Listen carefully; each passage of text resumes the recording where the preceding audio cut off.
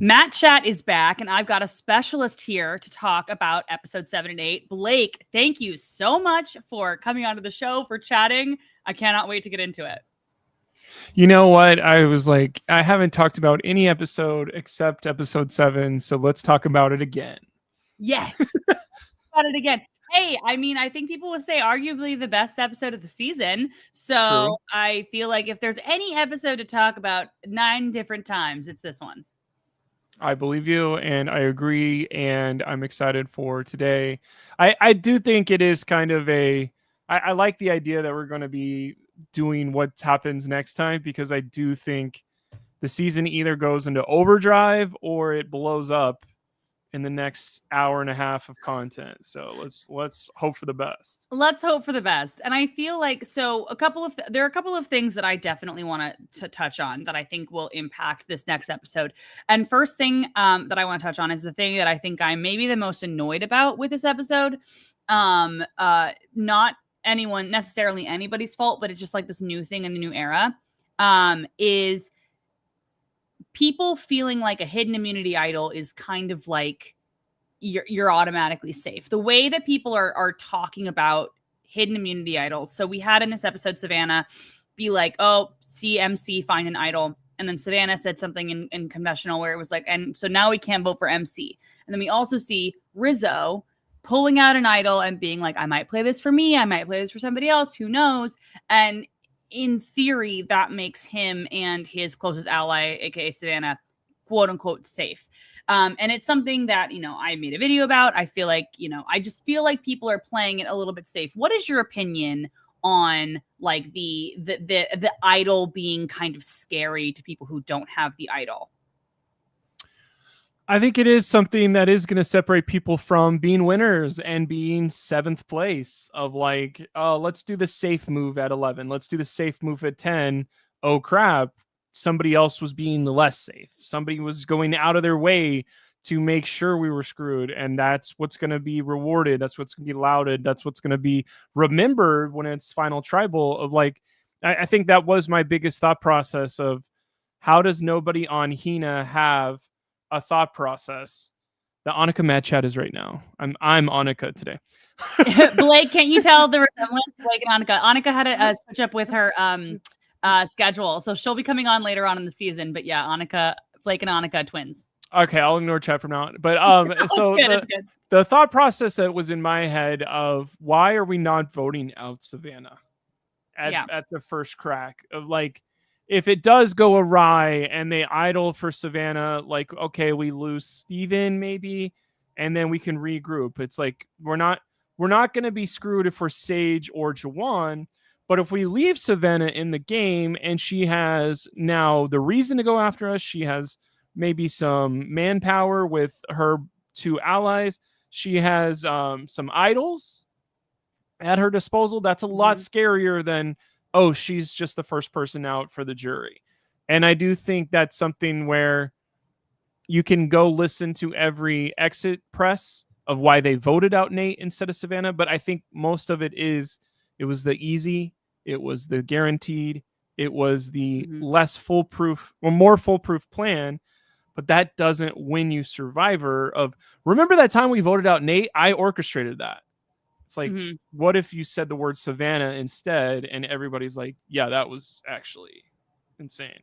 Yeah, I think that's a really, really good point, because I think that, like, I will say this is a pretty unexpected, right when after I watched the episode, I was like, it's the boring, I knew what was going to happen kind of situation. I mean, I didn't know it was going to be Nate, but like, I felt like, it wasn't going to be Rizzo or Savannah by the way that like they were playing it.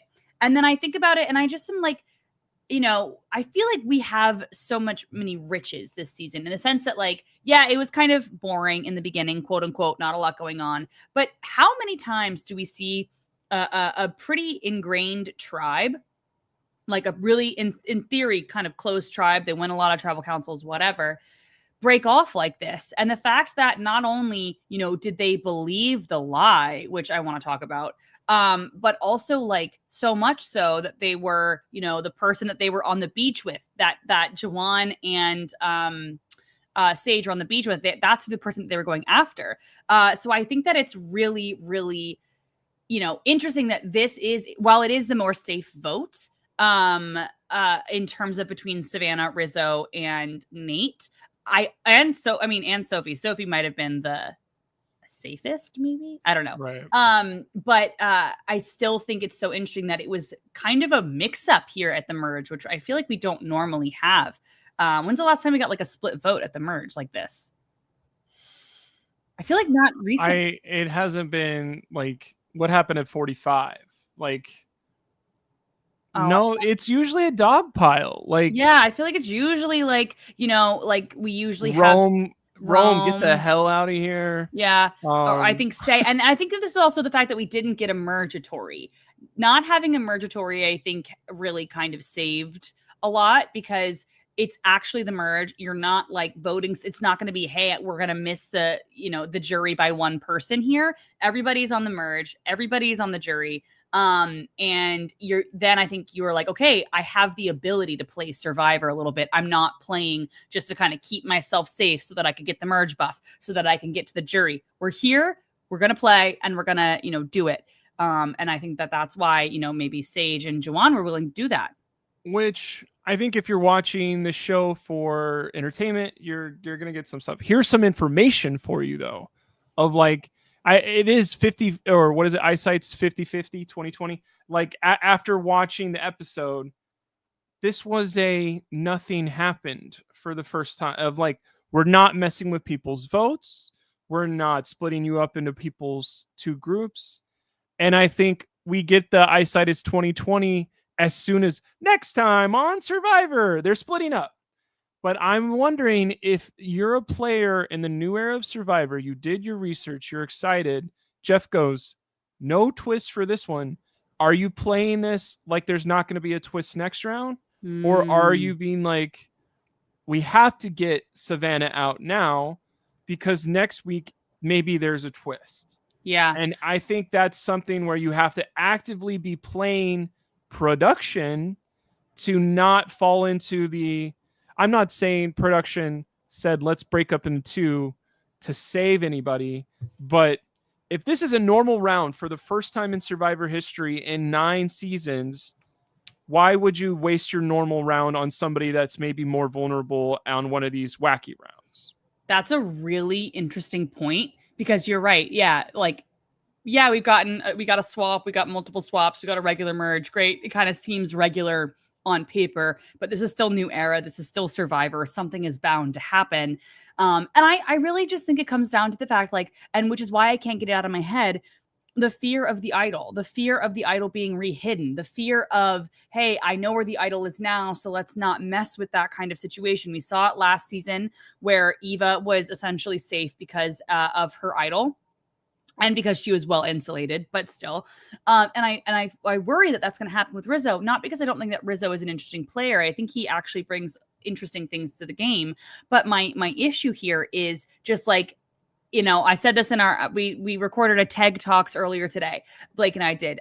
Basically, I said, I'm here for a good time, not a long time. That's what I said in my video. And that's kind of the approach that I want Survivor players to have, where, yeah, you might be the person that the ricochet happens. If they play their idol, unfortunately, that's the name of the game. You might be the ricochet. But I think that this way, you're not treating a hidden immunity idol like a god idol, because I think that's what's happening now. These are almost like, hey, until they get played, we can't do anything with this person because we're treating it like a god idol. Now, granted, watch this, do a little 180 and it not actually, happen next episode, and I'm going to eat my words. But that's what I think is happening, and that's why I think we're afraid, because I think Rizzo and Savannah have been in lockstep pretty much since day one, and I think that Sage and Juwan knew that. Obviously, Sage and Juwan were at the bottom of the tribe, but I think on Original Uli, Savannah and Shannon, I think, were together, but I still feel like Savannah and Riz were in the center, were the ones that everyone wanted to work with. And so I think if one person has the idol between the two of them, it's almost as if they both have idols. And I think that everyone is aware of that, which is why Sage and Juwan were able to kind of flip it onto somebody else. And part of me, when I'm watching this, I'm going to go back to the thought process of, I'm afraid of the idol. When we know where the idol is, we don't have to wonder where the idol is. I may turn into Blake Kardashian here of, does nobody want to work these days? Of like, no, vote out Rizzo. His idol is gone. Yep. Tomorrow we wake up, the three of us that care, at 6 a.m. and go throughout the entire forest to find the idol. Because we are playing hard, we're playing correct, and we're playing where we're leaving out no possible avenue for our opponents to win. And I think that's not only hard to do, but like maybe some people don't have that mindset. But it's like, if you're a nerdy person going on Survivor and you want to RIZGOD and make moves, but Rizzo has an idol. Like, so I'm not talking about Rizzo right now. I'm talking about the Hina people. Like, vote out somebody who has the idol and then wake up that next morning to close out your opponent. Like, I think when you're a soccer goalie, you don't have to protect the entire goal. You have to cut off angles where your opponent can score from. And the only way you guys lose is by not being aggressive. And then also, if there is an idol, like, I don't understand the thought process of somebody went home with an idol. Hopefully my opponent doesn't find it. I didn't wake up early that day. I was super tired that day. It's like, do you want this $1 million or not? Do you want this? Oh, they're my favorite player. Like, I think that's one thing that if you're going to get into the mindset of a Survivor player, you know what they're still talking to Yao Man about? The Final Four car deal or whatever. That happened back whenever I was in high school. Like 89 years ago. For the next 20 years, you're going to be talking about why you didn't wake up early to prevent the idol. Yep. It's worth it that day of waking up. I don't know why I've got a bug in my mind about that, but it is. I think that's a really good point. And I think that like, and also let's be real, like, you know, how many idols have been completely secret in the new era? Not many. I would say D's, where D gives it to Julie, that was secret. I think that people went home. Yes, that one. And I think people went home, like people from 46, some people went home with like idols in their pocket, and it was because they kept it a secret, and kind of like, I think that a lot of them actually were secret idols, except for Tiffany and Hunter, I think. But it's just like, not many people keep idols a secret anymore. So at some point, I believe the word will probably get out, like just from, you know, how things have been going in the new era. People aren't really keeping it secret. And also, is it a beware advantage? Is it a beware idol? You know, it may be. I know it doesn't typically happen at the merge, but it may be. And so there's a sense that maybe, you know, I think that it's the fear of the unknown. I think is the really big issue here. It's like the unknown of who the person with the idol is going to vote for, and that might be me. The unknown of who will get the idol once it's rehidden. And will I know about it? I think it's like that's what people are worried about, because knowledge is power, and we'll talk about that in a second.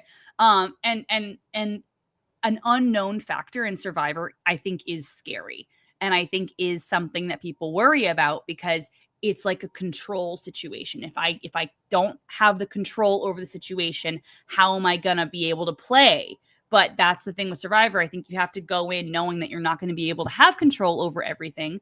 And sometimes when you feel like you have control, like Savannah, Rizzo, Sophie, and Nate at that point, you know, that's when you lose the control. And I think it's just really a fear of the unknown. And so I think people need to be comfortable with like being uncomfortable, if that makes sense. Right. And I think one other layer is we see MC playing her idol at her first tribal. Is that aggressive idol play? Is that passive idol play? Is that I think that's something that I don't know. I've never been personally impressed by, because you're basically saying, I can't play this idol correctly, so I'm going to play it firstly and loudly so I don't play it incorrectly. But that almost feels like the least impressive thing to do with an idol. I know we're all 2020 and we get every thought process, but like both of the people that had idols and were talking about it at Tribal, it was kind of like either shut your mouth or play it differently. Like it did feel like, have we lost how to play idols smartly, correctly? Like hey, they're not going to go after you your first time. Right. So keep it. Play it your second time. Or now we have a different meta of like, I may be vulnerable. And like, I think it's something where, yes, we're not split into two groups right now, but the last 8 seasons, Survivor has split into 2 groups. Mm-hmm. If I have my idol next 2 days from now, when I'm split into a 2 group with 4 of my least favorite people, at least I have an idol to get out of this. Mm-hmm. And it is something where you're like, I don't know if everybody's looked at, what is it called? Next time on Survivor, it was kind of able to be like, which group of 5 is which group of 5. Not going to say it exactly for whatever, but it is something where there's one of those groups where I would rather have an idol, and it feels like that's going to matter for somebody. It might as well be you. But I do think that's something where MC says, I'm a new fan of this game. Mm-hmm.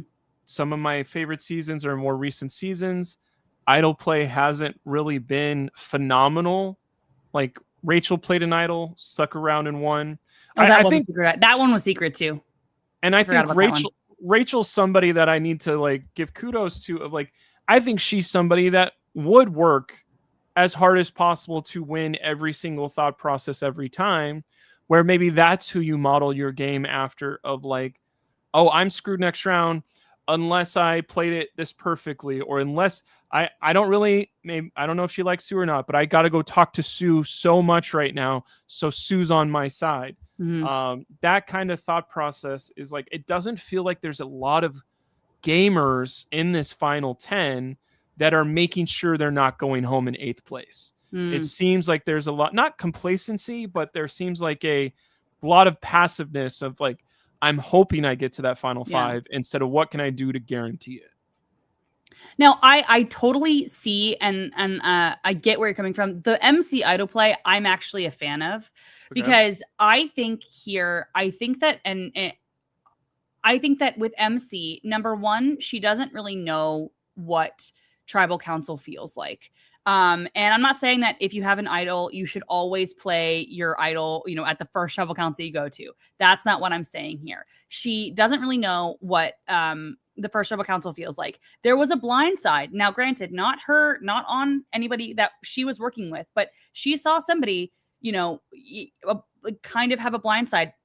The Ulis sent a Uli home. So kind of shocking, vote out previously.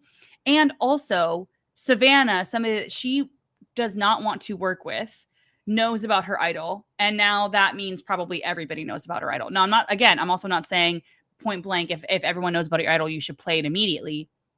But I think at the merge, where so much is uncertain, there's like a lot of uncertainty. There's a lot going on, and she knows how to find an idol now. I think that is an instance in which she should play it, because I just think like there is so much uncertainty. Hina is technically in the minority. You're not 100% certain that like maybe Jawan and Sage are playing you. You don't know perfectly. Now, granted, the name was Steven, so it's not MC. But I just feel like in that moment, I would rather flush the idol. And yes, it's not really great, but from my perspective, just get rid of it and see if you can find it again. And if you can find it again, great. If you can't, that it is what it is. But you are right. This division, I think that MC would be better off with an idol in this next division, but she's also strong. So maybe she's banking on the fact that like, hey, I'm a strong person. Maybe I can just outright win, She is one of like 2 people that can just pull I'll just win immunity. Yeah. Okay. You are. Yeah. Yes, that makes sense. I think that is something where is it passive gameplay, or is it confident? Like, I'm sticking around and like I'm waiting for 7 to strike or 5 to strike. I just think that is what is going to be the downfall of some of these players, because 50 is coming and we know who the people are on 50. Like, I think that's not to transition to next time on Survivor and the next episode, but it is something where you're like, I'm sitting there, I'm like, how do Savannah, Rizzo, and Sophie get out of this? Mm-hmm. And then next time on Survivor, they split into 2, and you're like, oh, okay. That's exactly it. Yeah, exactly. Now, do we? I do have the list of the split if we want to talk about that. Okay. Who's going where? So next episode, the blue team.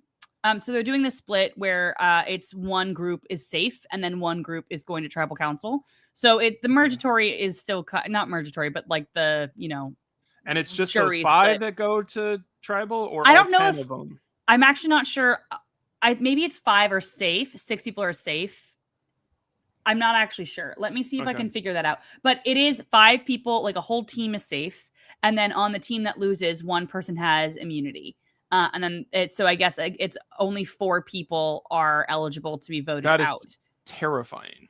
Yeah, that's terrifying. So on the blue team, it's Sage, Jawan, Sophie with an E, Rizzo, and MC. Cool. Rizzo has an idol.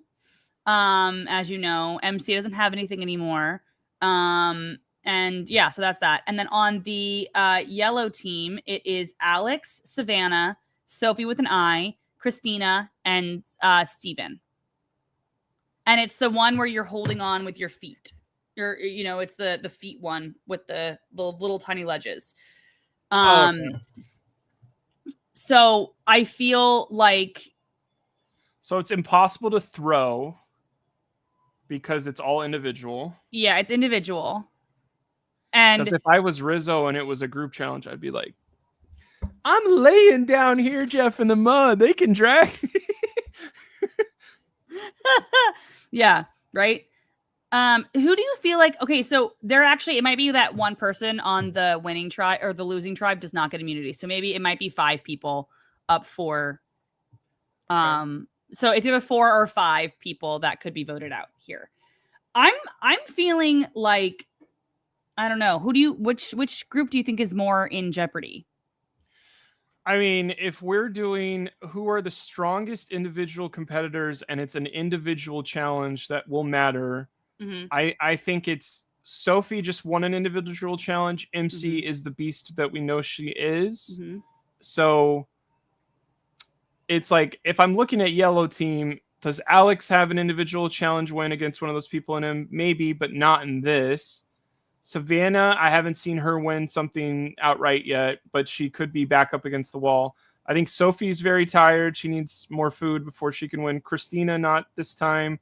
So it's Steven or Savannah beat MC or Sophie. And I'm like, I think I would expect blue team to Sage, Jawan, Sophie, Rizzo, and MC are probably going to be safe in this one.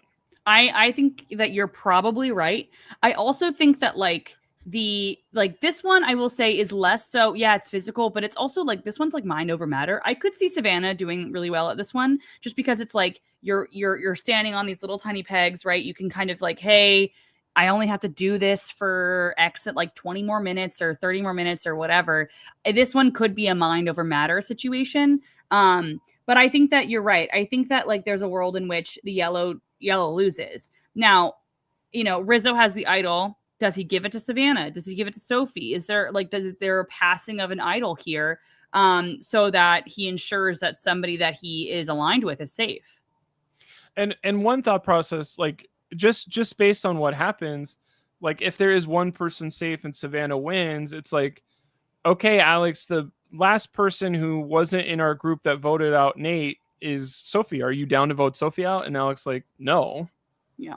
And then that turns on them or whatever. But what the question was, does Rizzo give Savannah an idol? It's like, I think if you're at final 10 and it's 3 of y'all and you have immunity and you have the option to throw over something, it is kind of like, it's a lot better to go to 9 as a 3 instead of 9 as a 2. So I think there's been some people I've criticized of like, what does your idol do for you yourself at 6, getting you to 5, and then 6 is kind of 2. But like, what does your idol do for you at 8? Oh, I made it to 7, and now I'm by myself. Or is it better to take somebody, topple the apple cart, and be like, what can us 3 still do? Yeah. I also think that 3 here is an interesting number that they have, because I do think that, voting together does not make an alliance, right? So the group of Sage, Juwan, Sophie with an E, MC, Alex, Christina, and Steven, that is not an alliance that's going to be like, hey, let's ride 7 deep here, because Sophie with an E and Christina are not getting along because Sophie knows that Christina has thrown out Sophie's name not once, but now twice. I feel like, Sage and Juwan are getting like working well together, but like Alex doesn't really like know many people other than Steven. Steven and Juwan are connected. So I just feel like there are other connections in this group of 7, but I do not see this group of 7 being like, hey, let's ride till dawn. We're going to stick together. Like, I do think that there are already cracks within this 7. And I think 3 people are really able to exploit that. And I think that 3 people are not as threatening at a 10, at a 9, then, like if it was an alliance of 4 that was so tight, I feel like that is a much more threatening group than 3, because 3 is like, oh, we can get them in a second. Oh, we can figure that out. So I feel like they may be able to, especially now that they're split, to like maneuver if they play it right. And it seems like we got a sneak peek. It seems like they're trying to. So we saw that it was Savannah and I believe Rizzo were right after the vote.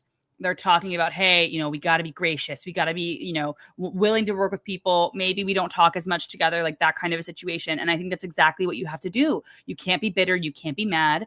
And you just have to continue being like, hey, you got me. Great job. Let's continue moving forward. Now, I don't know if they're going to be able to pull that off. I don't think I could ever do that. Yeah, I'd be like, man, shut your man. You suck. Why'd you lie to me, Juwan? Like, I think what's funny is both Juwan and Sage have a personal beef with Savannah. Mm-hmm. So I don't know if there will be a let's work together moving forward. Like, who is dumber to believe that? Like, if Savannah offers that, I know MC was not dumb enough to believe it, but like, are Sage and Juwan like, okay, we did start off for the rest of our lives, we'll have the same starting tribe. We talked about getting those tattoos. I know I used her bag, but I apologize. And she seemed like she really or are they going to be stupid to give Savannah a second of like, if somebody from Yellow does become threatening, if one of those Sophie or MCs gets first or second place again in an immunity challenge, and it's like, okay, that's a little bit scarier than like Savannah has no power because we outnumber her. Like, we can beat her in a challenge. Let's maybe knock somebody out in our own alliance that always wins challenges. Like, I think that's coming down the pipeline of who gives Savannah, who gives Rizzo, who gives Sophie B room to breathe in a olive branch thing. And then it turns in like, I'm choked on the olive branch. Yeah, I think you're right. And I want to read this. So this is the description for the next episode. It's called Hot Grim Reaper. Perfect. Crazy title. Love it. It says, after Tribal Council's most recent idol play, castaways set out on a defensive idol search. One of the game's toughest antagonists breaks down and shares a side of vulnerability with their tribe mates. And that is what we're expecting tomorrow night at 8 p.m. on Survivor. Now, yeah, I feel like a defensive idol search makes a lot of sense. I think that, an idol gets played, people want to find that idol, they go out and they search for it. I'm curious to see who the biggest antagonist is. Is that Savannah? Shows a vulnerable side? I guess we could have the moment of like Savannah is... I think there's been some other people like Jen. We've been talking about Survivor 30 out of nowhere a lot today in our various podcasts we did today. But like, my favorite season, Jen definitely was drawing dead, and she's like, just vote me out. And like, maybe there's a real moment where Savannah's like, oh, if they got rid of Nate, I'm next. Like, guys, it was a pleasure. Thanks for this. Was so fun. I wish I could move forward. And then if there's I think there's a way you can break down where people go, oh, get this girl out of here. But I think there's also a way that you can break down and be like, oh, I thought this was a saber-toothed tiger, and this is more of a Bengal cat. I want to pet a Bengal cat. I've never seen one of those. And then it eats your arm off later, but you're like, no, there was some times where tigers look like they can be pet, and maybe this is a petting zoo episode for Savannah. I like that. I like that. I feel like, and I feel like there are times where, people need to be kind of humbled isn't the right word, but it's also not the wrong word. Because I think if you're playing from the top the whole time, you kind of feel like you have the sense of control. You feel like you are able to control the game. And I think that does not help you often once you get down to the nitty gritty, when you get down to the end. I think there are times that people are able to kind of really control the game. We've seen winners do it to the end. But I think that most of the time, you need to have a moment. Like I think of like Adam Klein. Adam Klein did not play a perfect, clean game. He made some mistakes. He was on the wrong side of the vote a couple times. And I think that showed that he realized, he was like, okay, I got to fix what I was doing to continue forward. And I think that, like, if we see, Rizzo, Savannah, and well, Sophie was, bless her, she was right a lot, but she was, in a rough spot for a long time. But, we see Rizzo and Savannah. Are they able to turn this around and make that work for them? Or is it just going to be like, hey, we're down and out and we can't really get that footing back? But, you think about these three, it's not just that they're three people alone. They also have an idol and a knowledge is power. Now, if there is an idol search coming up in this next episode, it seems like it's a defensive, if it's a defensive, quote unquote, defensive idol search, that usually means like a group idol search, or people are, searching together or whatever, which means there's a world in which Sophie will know where an idol is. Right. And that means that maybe she can play for the first time ever in American Survivor, the knowledge is power correctly, which would be iconic and crazy. Will that actually happen? I don't know, but I do see that path forward for her. I think that is something where, what are all the things we can fathom for the next episode? And it is like exactly that of, thank God I didn't say anything about knowledge is power. Mm-hmm. I haven't told anybody. I could have taken MC's idol because I heard about it, but why would I do it at final when we haven't been transgressed against? No, everybody's on my side right now. Oh crap, now I need to play more offensive. Okay, you guys are going to prevent us from finding the idol. Somebody goes, I found it. Knowledge is power hasn't been around since 42, 43? 43, and I think, yeah. So nobody remembers, or there is a thought process of like, do producers go, don't worry, any former thing you've seen can be around. Like, are people playing against knowledge is power for the last 4 years and we just never see it? But I don't think her opponents will be playing around it, and then maybe that's the exact window she needs. You know what's crazy? And a lot of the preseason press, and I said this on a couple of different podcasts, but a lot of the preseason press, a lot of people, Mike Bloom asked a question like, what twist or advantage would you like to see back put into the game from previous, seasons, or something new was the question from Mike Bloom. And like a lot of people said knowledge is power. Like for this season, a lot of people were like, oh, I think knowledge is power is super interesting. So it's something that they were thinking about, but like, maybe they heard all that and they were like, let's put it in. And they're like, hey, that's a good idea. But I think like, this is going to be really interesting to see play out, not only on this season, but also for future seasons, not for 50 necessarily, but for 51 and 52, they're casting right now. Like they don't have to put knowledge is power back in the game for like probably three seasons, because people are going to be like, oh man, what if it's a knowledge is power? What if it's a blah, blah, blah? And I think that this is going to be really fun to see unfold if Sophie is going to be able to, if Sophie's going to be able to keep it a secret, which I think she is. Sophie with an eye has the instincts, I think, to blindside, to, be sneaky and to keep secrets, which I love, huge fan of. And so I think that she's going to be able to keep this one a secret and really have a big moment at Tribal Council. I hope. One layer I wanted to ask you about, maybe people can say in the comments what they're thinking. Has knowing the two representatives for 50 changed how you're viewing the last couple episodes, changed how you're viewing, or excitement or whatever? More of a thought process of like, wow, these crazy moments are more predictable because I know blank. Yeah, I think that that's a really good point, and something that, so I did a TikTok live with two of my friends. Emily watches TV, who's a TikToker, and then Ryan Irwin, a friend of mine who's a comedian, and just recently started TikToking about Big Brother, but huge Survivor fan. Um, and I was like, oh, boring merge vote. This is boring. And then Ryan was like, was it boring, or was it boring because you know who's on 50?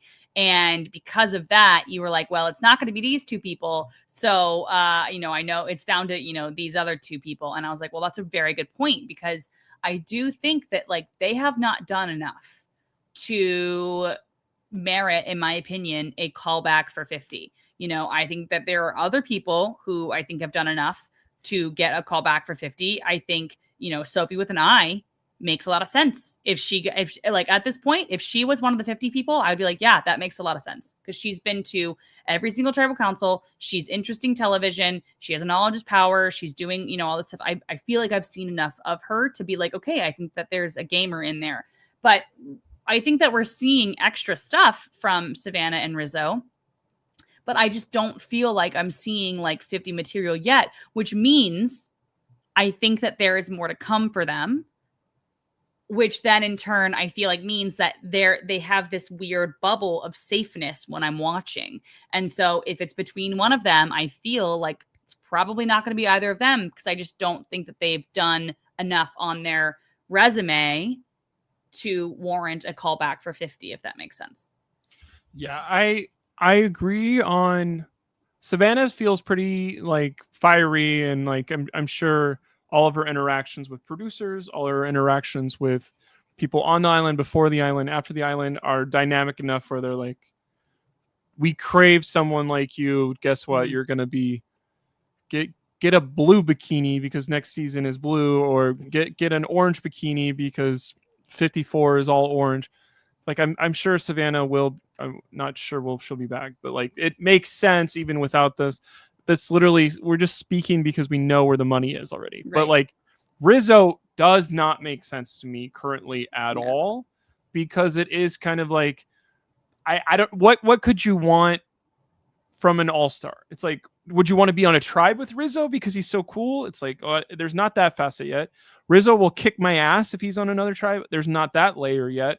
So like, is he outwitting everybody? Is he outplaying everybody? Is he outlasting everybody? Like, those are our literal metrics on our logo, where you're like, which one of those is Rizzo about to do to everyone, where he would come back for a legend season that culminates 25 years of survivordom that will be a milestone everyone knows forever. And you're like,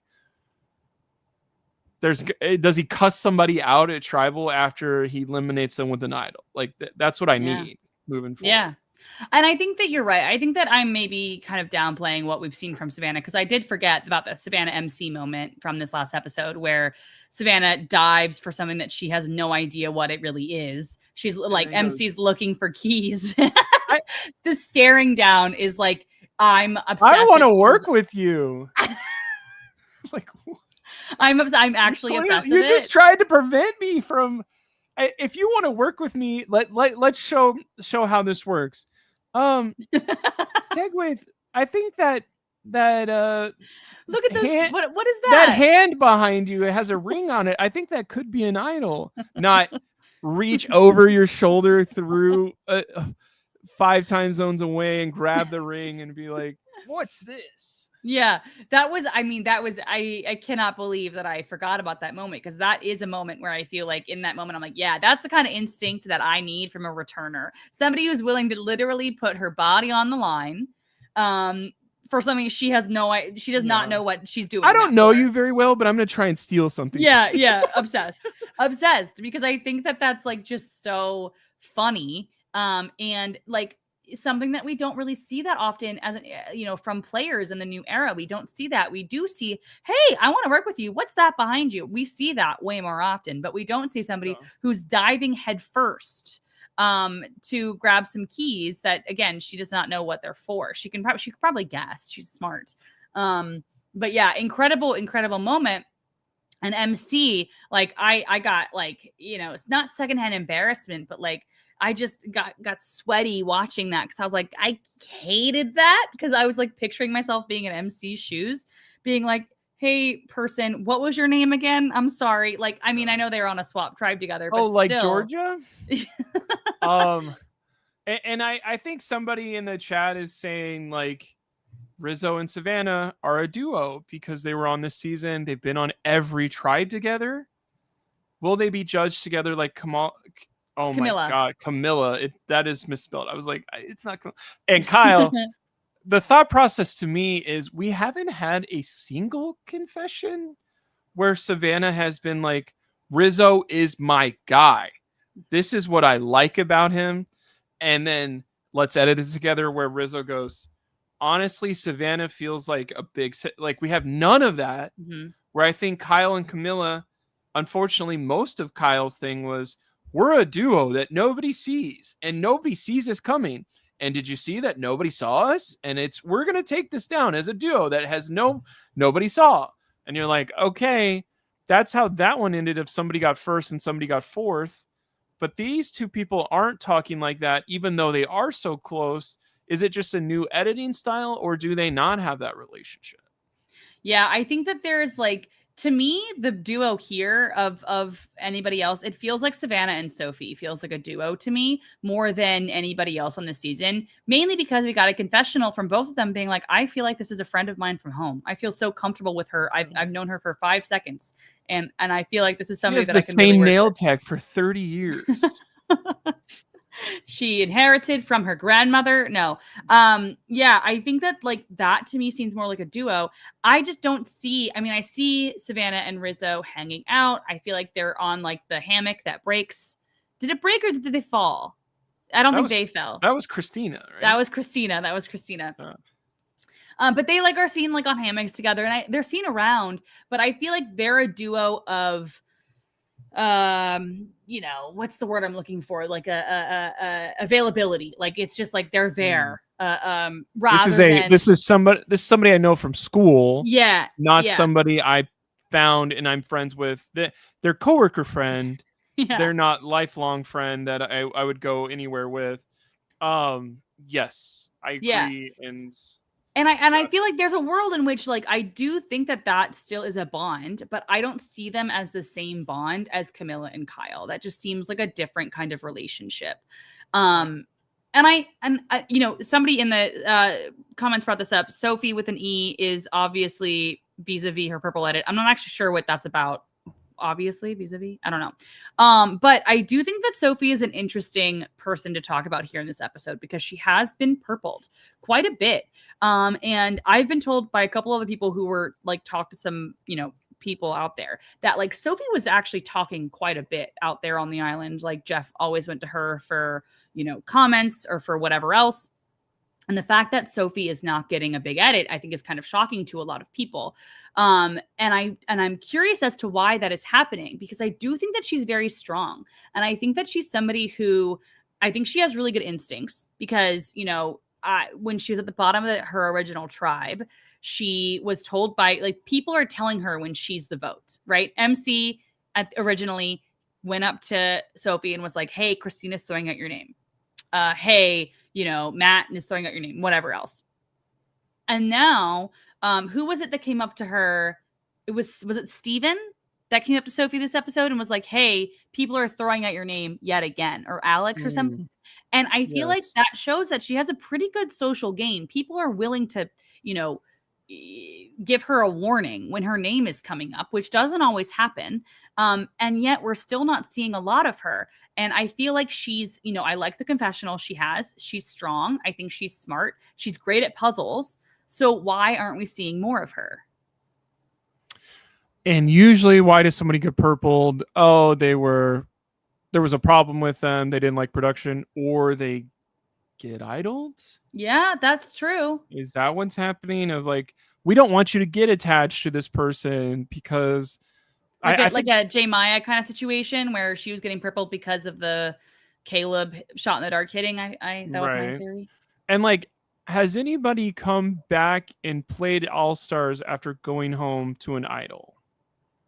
That may be something that when you got to do a lot of research for, but like usually those people that get owned are thanks for coming, or oh, we would hate for you to get attached to this person because their story is going to end sadly for them with no real narrative way to get through it.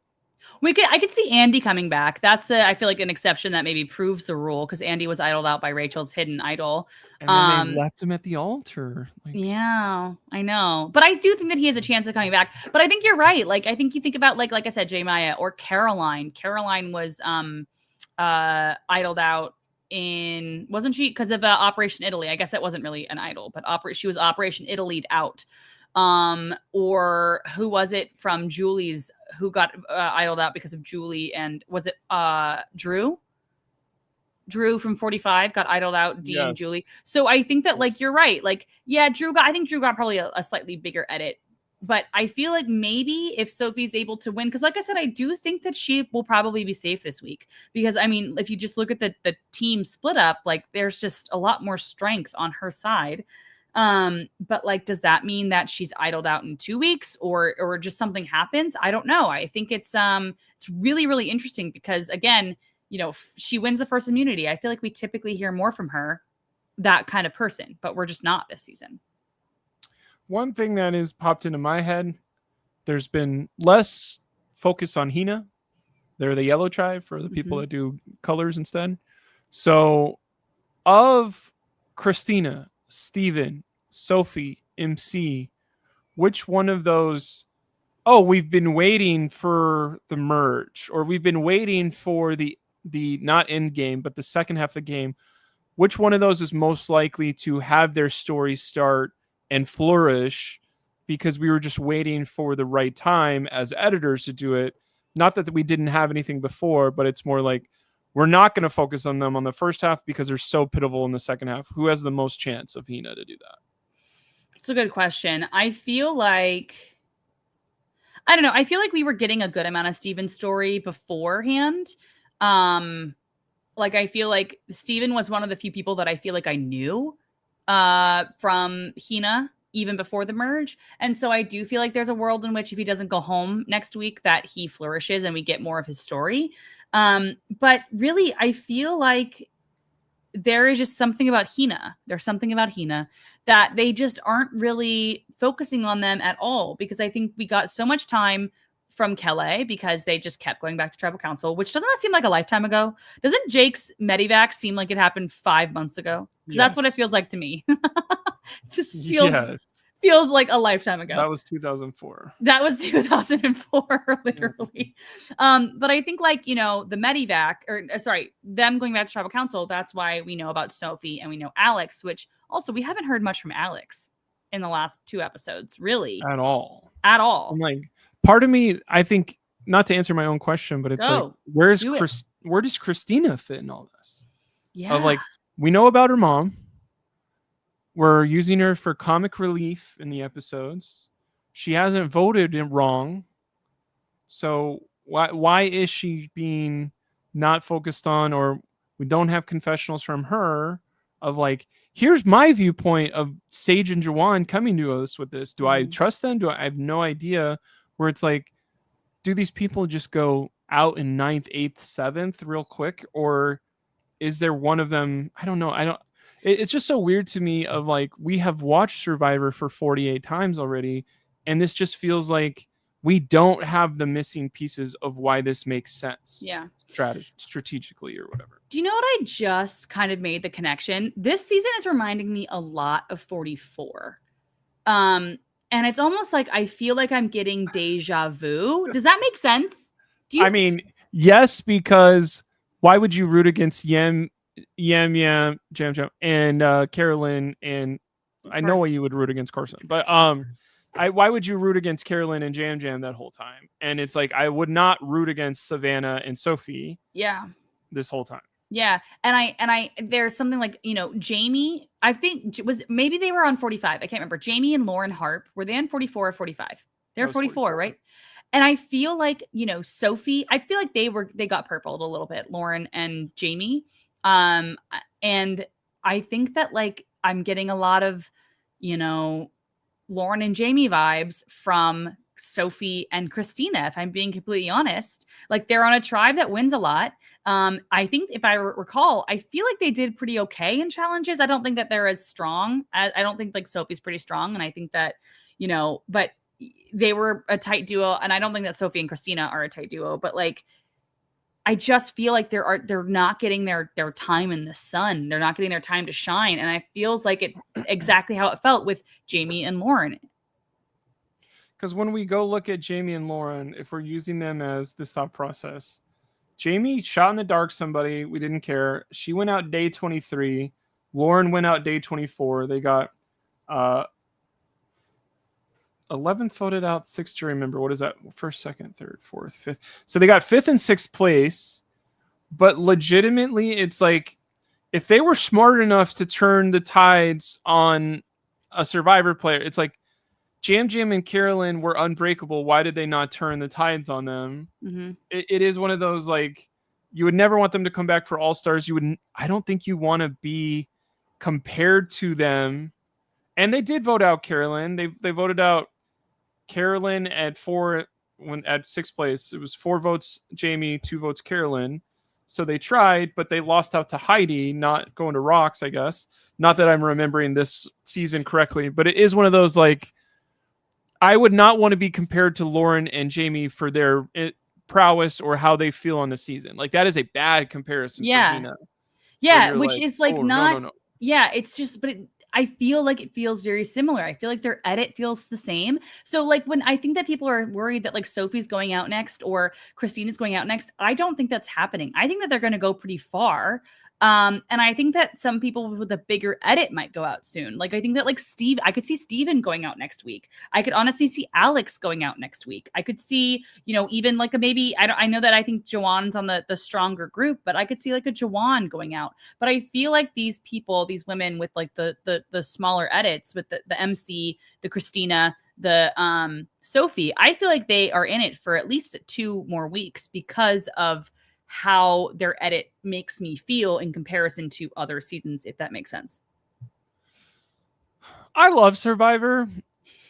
Me trying to remember what happened during 44, that happened so recently in the grand scheme.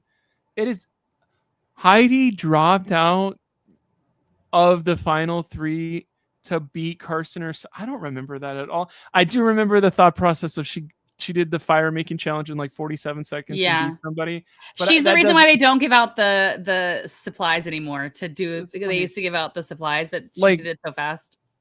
Comparing yourself to the end game of 44 and you're not the Rizzo or Savannah in that scenario is not great. So like, it's weird though, because it's like Savannah, Rizzo, Sophie are on the bottom, but they're not going home.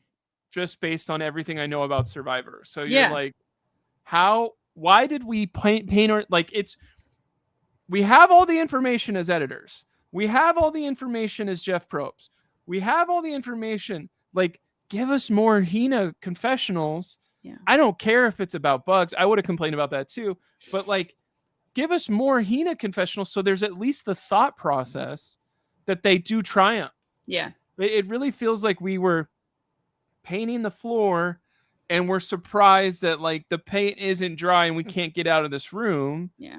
And it's like, oh, you're trapped in the corner. Whatever. Let's get rid of that analogy. But it just feels like I needed more Hina confessionals. So I just don't think they're just not puppets, just like bowling pins that everybody's going to knock over.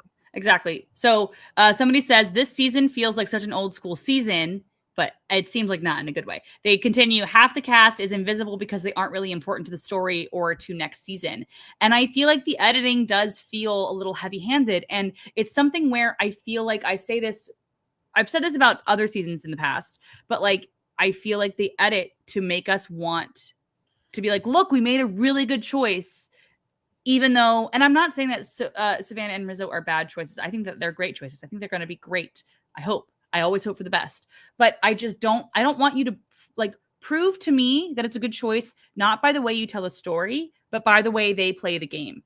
I trust that it's a good choice, but let me also make sure that, I like Sophie and I like Christina and I don't like whatever else. Like I just want to make my own decision. And I feel like the editing this season feels like they're forcing me to make their decision. Does that make sense? To agree with their decision. Yes. So and one final punch this person in the stomach, and hopefully they're not mad because they're on 50. But like, what have you been impressed by for Rizzo so far? And I like his confessionals. Maybe I hinted at it earlier, but like gameplay wise, is there anything Rizzo has done that like is above win replacement or whatever? Like that's all-star worthy. And you're like, damn, he must have a crazy 4 episodes coming up. Yeah. And if he starts being like, show up to my watch party. If you live near Rizzo and he says one thing about a watch party, I'd be like, that's probably the coolest moment of the last 4 seasons is happening, or his Operation Italy is happening here. Or like, how does he get on 50 if there's not a moment like that coming up in the next 3 weeks? I really feel like there is. And I think that he is good at confessionals. I love the Riz God, the whole Riz God of it all. And I do think that he's pretty good at confessionals. I think that it's his like edit of him like walking in the into the ocean with his like flippers on is very silly and goofy and kind of feels a little bit like an Owen edit from 43, kind of like a Charlie Brown almost situation. But this guy's gonna lose. This guy's getting no votes at the end. I don't know. I just feel like it's very silly. For anybody who ever needs to put flippers on in the future, just a fun little fact. You're actually not supposed to put flippers on dry land. You put the flippers on in the water because you can't walk in them. So get into the water, then put the flippers on. Or if you're on a boat, you put the flippers on when you're sitting on the side of the boat, and then you can get into the water with the flippers on. But like when you're getting like scuba trained and things like that, they tell you do not put flippers on unless you're like literally ready to get in the water. So anybody who's going on Survivor in the future, just so you know, keep that in the back of your head. Because you're not supposed to be able to walk on land in flippers. So that's like not Rizzo not do scuba training first. Yeah, God, Rizzo. Dumbass. But I do think that like there's gonna be something coming up that there's gotta be a reason. There's gotta be a reason. They make decisions for a reason. Like the reason Joe is on 50, whether I know he didn't play the best game in my opinion, but he did have an incredible moment. That is why he's on 50. The reason why Jonathan is on 50 is because of an incredible moment. There are reasons why people are on 50, especially like New Era, where it's either because of their game or because of a moment, or their personality or something. And I think that like maybe Rizzo, it's because of his game, but I personally think that you're right. I think we're going to get like an Operation Italy type vibe from Rizzo. Maybe Rizzo and Savannah, maybe Rizzo, Savannah, Sophie, who knows, closer to the end. That really is like, all right, that's the reason. That's the reason why he's locked in. Do you think they really truly didn't know who was going to be on like do you really truly believe that they were like, oh, it could be 1, it could be none, it could be 2, it could be 5? Like, do you really think it was kind of up in the air, or do you think it was like, okay, we're going to save 2 spots. These are the 2 spots. Let's see who fits into the 2 spots. I don't think anything Survivor does is unintentional, but I don't think they have the best intentions for their intentions. So what I saw is Andy and Marianne are the last ones in, allegedly, because they're the first ones out. And that's what we saw. Was there a 25th and 26th person that flew out there? I don't think they did that. I think if anybody dropped out, they would have just done, oh, we're going to do 50 with 22, or we're going to do 50 with 20. And that's going to be weird, but it's going to be even weirder with 24. So I think what happened was, all right, how does Rizzo out Operation Italy Andy? And how does Savannah out Marianne? Yeah. So I think that's what's in the mindset of, does one of these people have to win to do that? And I think there could be we've had a lot of kumbaya. Savannah is our most injection of non-kumbaya that we've seen in our show. And Sage. Right. But what if we took out our kumbaya person, Marianne, and put in our villain person, because that's the kind of energy we want in this. Let's save Marianne. And then what energy does Andy bring? Aloof, fun, but can be strategic.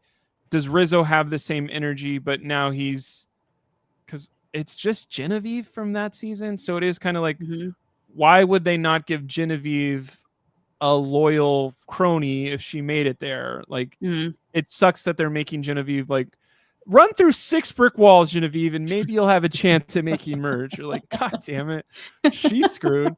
But like, I think that's what happened. Of like, we don't quite have 50. Like, I'm sure whenever Rizzo, to be 100% honest, if we rewind a little bit, while Rizzo and like in this moment at this thing where Savannah and they just got flipped, Nate's gone, I think Jesse and Carolyn are almost still in contention here. Like, I don't know if we're that far into the process. When did Carolyn go, man, screw you, Jeff Probst? Like, what day was that? Can we go to True Dork Times and see like, oh, Nate voted out that day? Like, are some of that being made of like, okay, if we have Carolyn, we won't need this person. Okay, we've not lost Carolyn. Let's put Savannah in. So your question was, do you think they actually had slots for this? I think every other time they've been like, they didn't put anybody from 39. They didn't put Tommy on 40. They could have. Tommy is more impressive than at least 2 of those male winners, but oh, maybe he's not as interesting. And you're like, okay, who's to say? I'm to say. And then from 19 to 20, only Russell. So what I'm trying to say is, I think it should have been maybe 1, but 2 is like, what is about to happen to guarantee both of these people made it? Yeah, I think there's a lot to be said and a lot to be seen, and I think that I really did, and I've been saying this since episode 1. I think that this season, maybe since episode 2, I've been saying this since episode 2. I think that this season was going to have a very boring, quote unquote, boring pre-merge, and then it was going to get really kind of crazy post-merge. I thought it was going to be the antithesis of 48, because I think that like, you just see these people and you see how they're playing in these smaller groups and you see their instincts. And I just feel like we're in for some like chaos down the line in a very good way. And so it's something that I'm very, very excited about. And I, I'm hoping that it's true. I'm hoping it's true.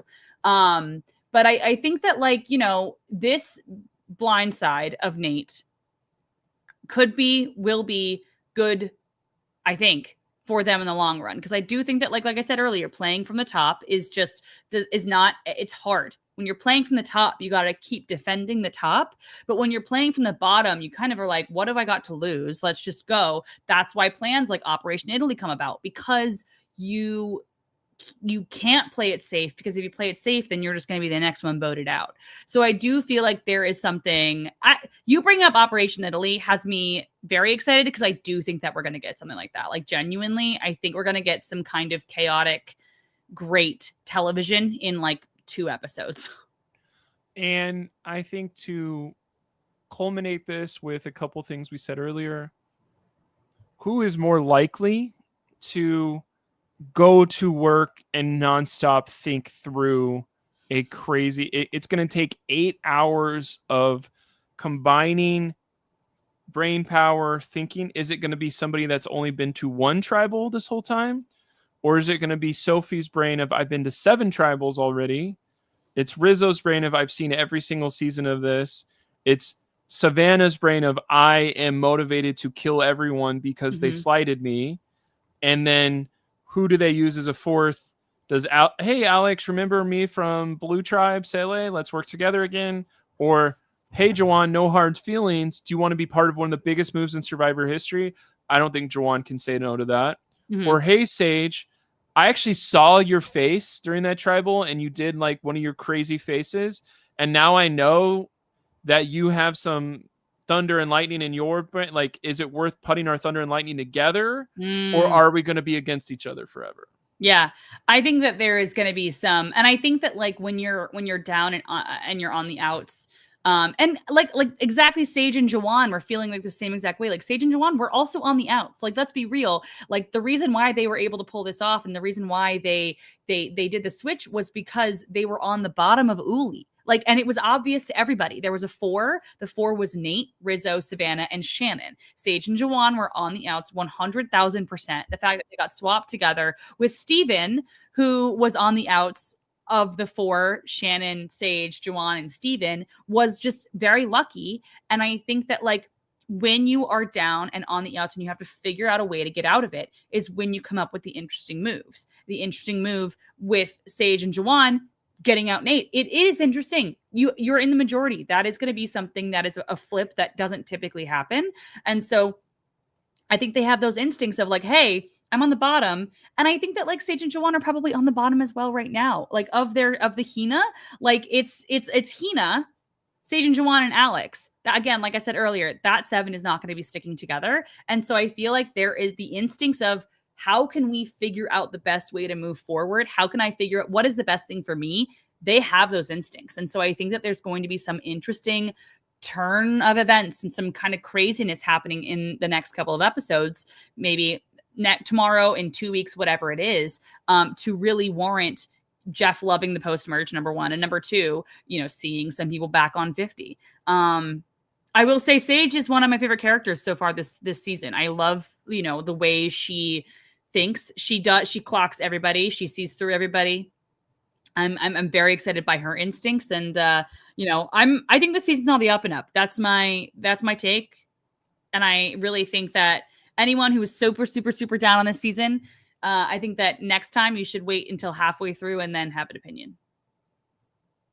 That's what I've got to say about that. It's interesting that you're saying all that, because my friend, you said last episode was boring. So I'm interested in last episode dichotomy you're living in. Wait, which last? Oh, the last episode was I think it was a boring vote. A more boring vote than Savannah and Rizzo. Nate. Gotcha. Nate being the safe vote of the 4. That's what I meant. Did Nate going home shock you as much as it did me, by the way? When I heard that it was either going to be Steven or Nate, I just genuinely felt in my gut it was going to be Nate, because I felt like bottoms up is real. Exactly. I'm a diehard bottoms up fan. No, I think that just Nate was the safer option, and whereas I feel like Steven was a not safe option. So I think if Uli was going after somebody, if it was like Christina, it would have been I would have been more shocked that Nate went home, because I think that Steven is somebody who is ingrained with MC. He's ingrained with Alex. Jawan really likes him. We have all of these people where Steven is connecting with all of these different people. And that just seems like a bad decoy for me personally. If it were Christina versus Nate, or even, obviously Sophie had an idol, but like Sophie, or honestly even MC, I think I would have been more shocked, because I feel like their bonds were not as strong with all of these people. Like, I don't think that Alex would have been like, okay, yeah, let's get rid of Steven. I don't think that Sophie, or I guess Sophie would have been on the outs. I don't think that Jawan would have been like, yes, let's get rid of Steven.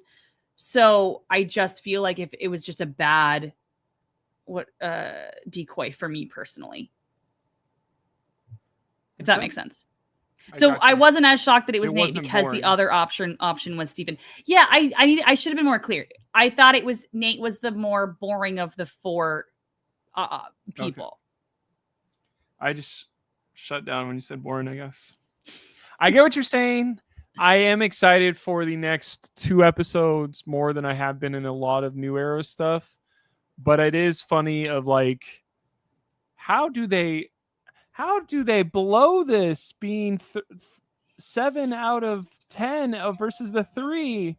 And it is like, is it, you got to prepare for every New Era. Mm-hmm. You got to be against production. You got to you guys got to have 4 idols each if we're going to split into 2. But it is like, you look at these 5 and these 5. If it was a double boot, it'd be that one and that one. And then these 3 get to get to what is that? 8, and then they use an idol and they get to 7, and then one person flips, and then they're at final 6, and someone doesn't want to go to round there. I think your microphone stopped working. It was like your microphone was confused. Your microphone was like too many numbers. I do feel like I am also excited. I feel like there's going to be a lot of really fun things coming forward in the next. Can you hear me? Yeah, you can. Okay. Yes. Sorry, I was worried that mine also crapped out. No, we're good. I think that we're into I think we're going to have some fun episodes coming up, but we do have one last task that we have to talk about here at Matt Chat, which is the Alley-Oop Award. Blake, not sure if you know, the Alley-Oop Award is the most coveted award in all of Survivor. And it is who we think is setting themselves up best for this next episode. Now, granted, we know about these tribe divisions, about these team divisions, pardon me. Still unclear whether that means that everyone's voting, if only the 5 are voting, if that means 4 are safe and 1 has an immunity necklace. There are still some things that I don't know.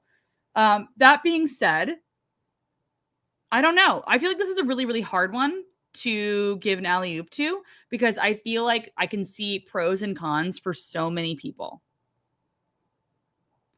Like, I think that Sophie, Rizzo, and Savannah are out because obviously they were blindsided. And I think that, they were playing with this idea that Steven was going to be gone. And I think it would be really hard to give one of them the alley-oop, because I don't think that they're setting themselves up for this next episode, if that makes sense. I think it's got to be Sage, right? You think so? I could definitely see that. She's the one who won the battle. Mm-hmm. We got rid of Nate. Yes, it's a red person, but if the yellow people, I should just say Hina. If Hina goes after Uli people, it won't be Sage. Mm-hmm. So she's prevented from that side. Savannah is probably angry at me, but it's easier to vote out a yellow to not lose out this stuff. She's playing the middle. She is not going home next week unless it's an idol play. And then I think she can socially play better than Jawan as well. And they're operating the same square in same spots in Twister. It's like, get your hand out of here. This is my hand, Jawan. I think that Sage is probably the best option for this one, because I think that she, played it really right. It was a blindside on, but I think that she's also somebody who can maybe rekindle that relationship. I know she doesn't really necessarily like being fake, but I do think Savannah, Rizzo, and Sophie could probably hold a grudge, but I think it's hard for them to actually play good Survivor while they're holding a grudge. So I think that Sage is probably the best option here. I could also say that maybe I feel like there's an argument maybe for MC, because MC played her idol. She doesn't have the idol in her hand anymore, in her possession, which is bad. But Savannah knows that, she doesn't have an idol anymore, which maybe then takes a target off of MC. And she also kind of knows what an idol looks like, so she can go searching for it if she wants. And in theory, there was a bridge or kind of a gate opened between MC and Savannah. So maybe there's something there, but I think the thing that makes the most sense is Sage. So I feel like that's the person we've got to go with, but I feel like this is the one where it feels like the most unclear this whole season.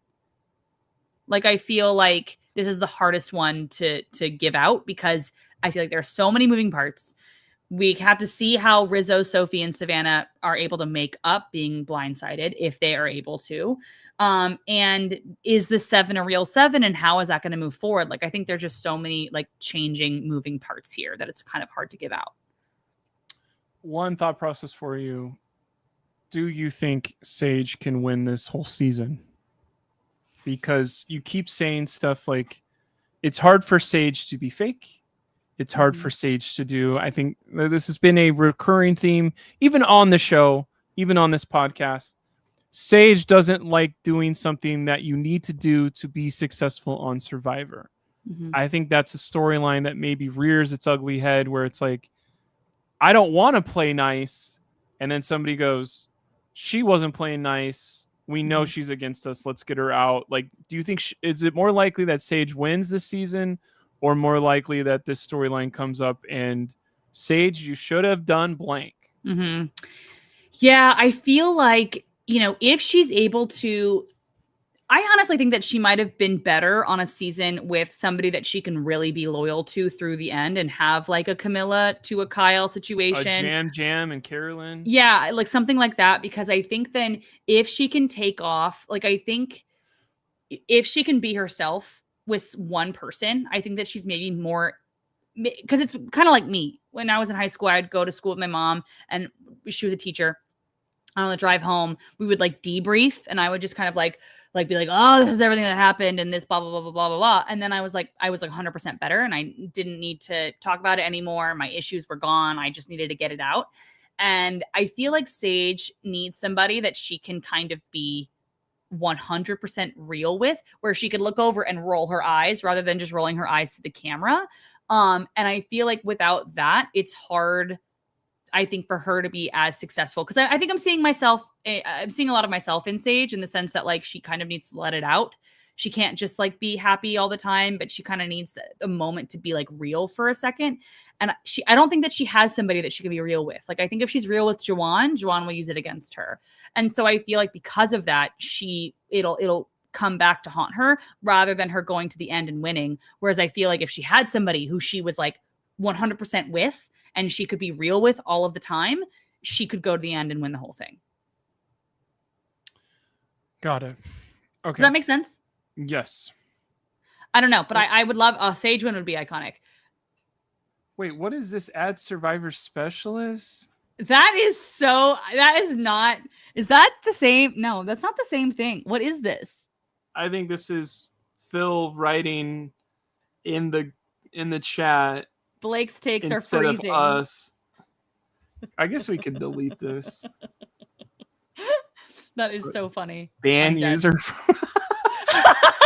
What would happen? Oh crap! We get vortexed into the computer like it's 1998. That is so funny. Oh my gosh. Well, Blake, thank you so much for chatting with me. For those of you who don't know, no one knows this. We've been chatting for about 4 hours about Survivor, like, with some breaks in between. So it's been a long day for me and Blake, but this was a really fun podcast. Thank you so much for talking about episode 7 and episode 8 with me.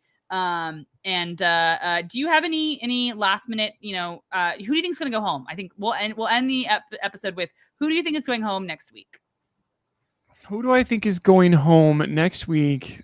Or tomorrow, I guess. Sorry. On tomorrow. Okay. Tomorrow. I think it's going to be who on yellow is the least established that is a threat. I think there has to be a reason why Sophie hasn't been focused on more. I think Sophie wins. She's 2. We got to get her out. And it is like, maybe she gets second place. Maybe she wins a reward challenge. And it's like, do you want her to steamroll? And people are like, that is smart. Let's get her out. Okay. So you think Sophie with an E? Sophie yellow. Yellow Sophie. Okay. I think it's going to be Alex. Yeah. I think it's going to be Alex. I think that I could see Alex or Steven. That's kind of what, somebody agrees with me. Somebody agrees with that, Steven. But I think it's either Alex or Steven. Alex going home would be interesting. Of like, Alex's story makes no sense currently. Yeah. And it is something where Blue is less, so should be kept around, but it is who could put the wheels to getting Alex out where people go, I agree, goodbye. Can I throw something crazy at the wall? Yep. I'm just putting this out there to see if it ends up being correct. I'm going to never let this down. I'm never going to never let this go. So if the yellow team loses, the yellow team is Alex, Savannah, Sophie with an I, Christina, and Steven. We were told in the next time on Survivor, or the little blurb, that they're all going to look for an idol. I think that Alex is going to find an idol. Sophie with an I is going to find out about it. At Tribal Council, Sophie with an I takes Alex's idol, and Alex goes home. And I think it's all because Sophie with an I and Alex did not vote together. And Sophie is mad that she was blindsided by Alex, and this is kind of her way of getting back at Alex because she's able to play the knowledge is power, take Alex's idol. That would be crazy if I was right, but if I'm right, I'm never gonna let anybody forget about it. I am nervous now. I think I'm excited for tomorrow, but I do think the bones will be laid out for the meat and potatoes to be thrown onto the body of what's going to be happening for the next, like, we are in such a, there was no lights on and we're feeling for the light switch. I think after next week, we'll be like, here's exactly what happens. Yeah. Because this next 90 minutes is so pivotal. Yeah, I agree. I totally agree. I think it's going to be really fun. And I'm now even more excited about this episode because I know that my prediction is going to be right. And I'm just like, oh man, I can't wait to be right. Going to be completely wrong, but that's okay. You gotta aim high. You gotta aim big for the big payoff. Right. This is why and that's getting Alex out of here. Exactly. But thank you all so much for chatting with us on this Tuesday and listening to us. We had a great time. Blake, thank you again so much for filling in. It's always so much fun to chat with you guys. Enjoy the episode tomorrow and make sure to be a patron of us and enjoy the things they put out. All right. I'm so good at plugging like things. And subscribe. Like and subscribe. All right. Thanks, guys, so much. Have a good rest of your day. Bye.